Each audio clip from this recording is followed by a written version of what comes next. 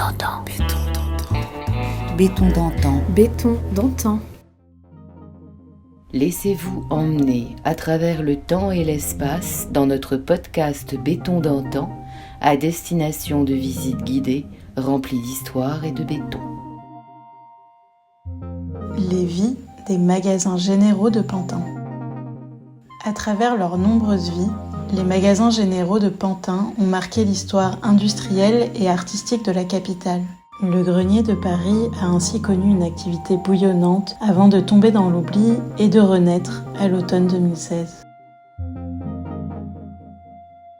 Tels deux énormes paquebots posés sur le canal de l'Ourcq, au nord-est de Paris, les magasins généraux de Pantin en Seine-Saint-Denis émergent de l'espace urbain d'une façon presque onirique. Ils sont l'un des derniers vestiges du fastueux commerce des industries agroalimentaires de la capitale. En 1832, Paris acquiert le statut de port maritime, avec l'autorisation de stocker des produits agricoles de toute nature, ainsi que diffuser des marchandises. En 1899, la Chambre de commerce de Paris, consciente du rôle majeur du canal de l'Ourcq, exprime le souhait d'établir à Pantin des magasins. Mais il faudra attendre 30 ans pour que la mise en eau du bassin ait lieu. L'ingénieur architecte Louis Suquet à l'œuvre.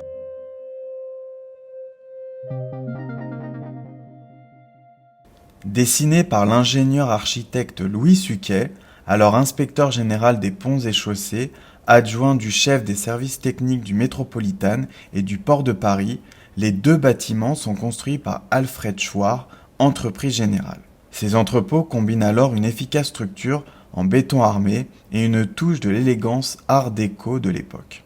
Sur le plan architectural, les magasins généraux totalisent une surface utile de 41 000 m². Pour chacun des deux édifices, il s'agit d'un empilement de 6 plateaux identiques dont les surcharges admissibles passent de 1800 kg par mètre carré au premier étage à 400 kg par mètre carré pour le grenier du 5e étage. Le tout desservi par des coursives extérieures en porte-à-faux sur les 4 façades. Toute l'ossature est en béton armé. Le constructeur a pris le soin d'augmenter la taille des poteaux au fur et à mesure qu'on s'approche du soubassement, comme s'il s'agissait d'exprimer la transmission des efforts et des surcharges dans le squelette de l'édifice. En façade, l'effet produit est singulier, puisqu'à chaque niveau, la section des poteaux change. Au rez-de-chaussée, de puissantes piles supportent tout le poids de l'édifice et son contenu, tandis qu'au dernier niveau, les piles se sont amincies et laissent davantage de place aux éléments de remplissage en briques polychromes et aux surfaces vitrées. De l'effervescence à l'abandon, puis à la renaissance.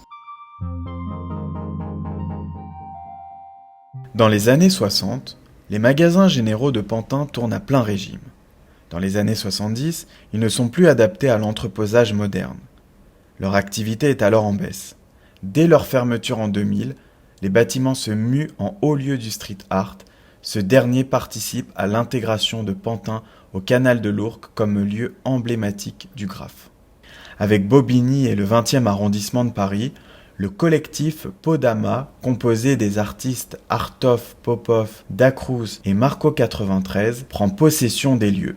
Le collectif invite des graffeurs du monde entier à s'approprier la structure en béton. À l'orée de 2010, l'agence parisienne de publicité, BETC, confie à l'architecte Frédéric Jung le chantier des magasins généraux.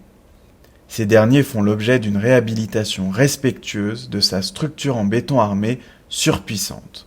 L'architecte dégage alors le cœur des deux bâtiments pour faire respirer cette construction traversée de verre, d'acier et de bois. Il dénude aussi les piliers centraux de béton. À l'intérieur, les empreintes de coffrage à la planche sont restées apparentes. Un nouveau visage pour ces anciens magasins généraux qui sont devenus un haut lieu de la culture parisienne.